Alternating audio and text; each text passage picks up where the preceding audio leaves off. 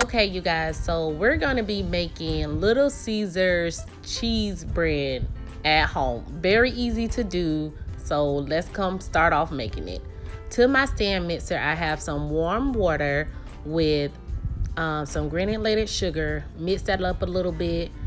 Add my activated yeast to the pot, like how I do with all of my breads. But you can actually just go get some pizza dough from your local grocery store and it'll do the same. So you want that to proof about 5 minutes. I let mine proof a little longer because I was watching TV. Once it get done proofing and it smell like yeast, you're gonna add your flour to it. And in that flour, I whisked in my salt already. That's just something I like to do. Once you do that, you're gonna add in some olive oil. Usually this requires 2 tablespoons of olive oil, but I only had like a tablespoon and some change, and it still was nice and oily, y'all. So, and then make sure you get it all, honey. All right, so you can either knead this by hand. This is gonna be a very sticky dough, or you could bring out your stand mixer. Oh, y'all, sorry about cheering, yelling at Brandy. So, and you're just gonna mix that up.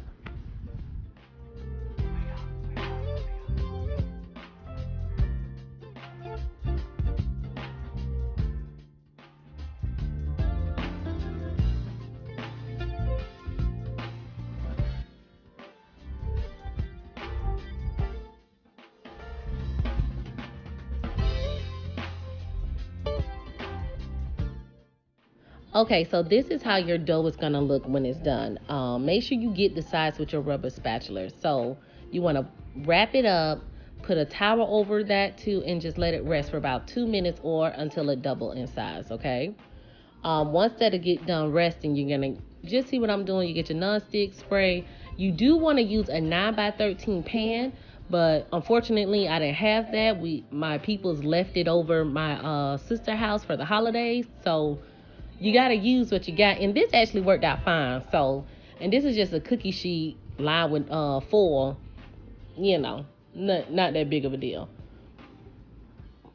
So you will need a rubber spatula or something to make sure you get all of your dough out. This is a very simple dough. It didn't rest that long, so that's why it's so sticky, okay?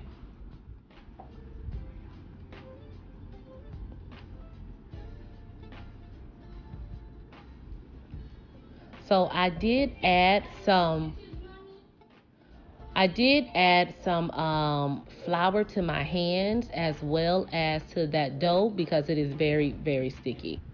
And just like any dough, if it becomes a little too sticky to manage and you really can't do, excuse me, y'all, what you need to do to it, like how it's sticking to my hand, get some flour, add it to the palm of your hands, and gently shape out the dough to the size you need. Now, if this was a 9 by 13 pan, this dough would have been to the whole corner of that pan. I just did it this way because I didn't have that pan and I just didn't know how this was gonna look. So that's what you do until it gets to how the shape that you want it to get.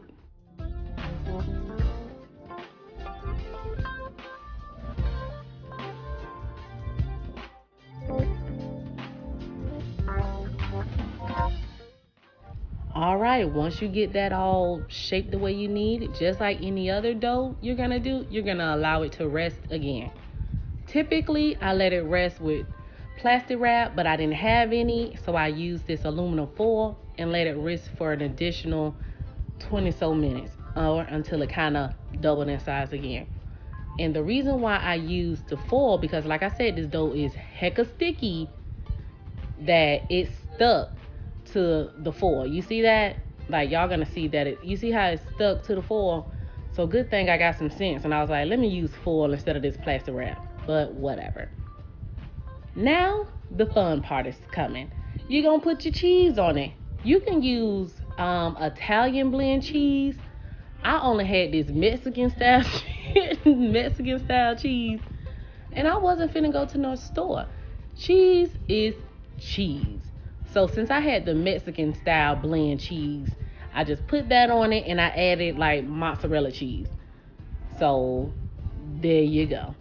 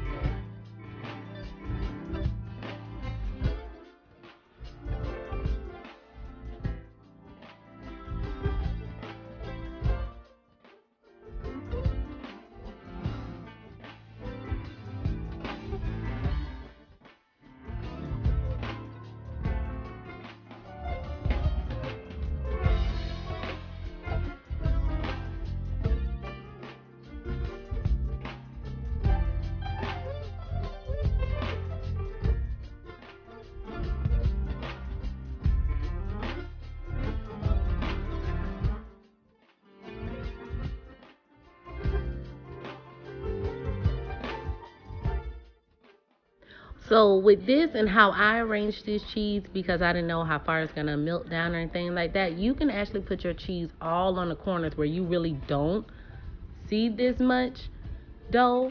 But then I went to go put it in the oven, y'all. Then I was like, oh Lord, I forgot to take my chicken out. So that's all dinner.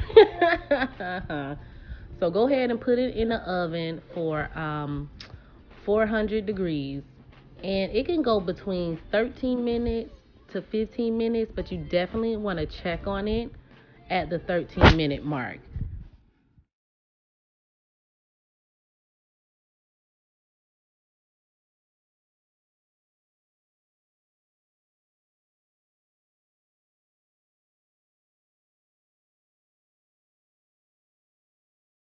So, a few optional things that you can do once it's nice and bubbly and hot out the oven, you can definitely add you a little bit of garlic salt, depending on your taste. I don't like garlic salt because I think the cheese has already enough sodium in it that I don't need to be adding any more salt to it. Cheese has its own salt. So I leave it like this and I just cut it into 12 or so slices or whatever slices I feel like doing at that moment in time.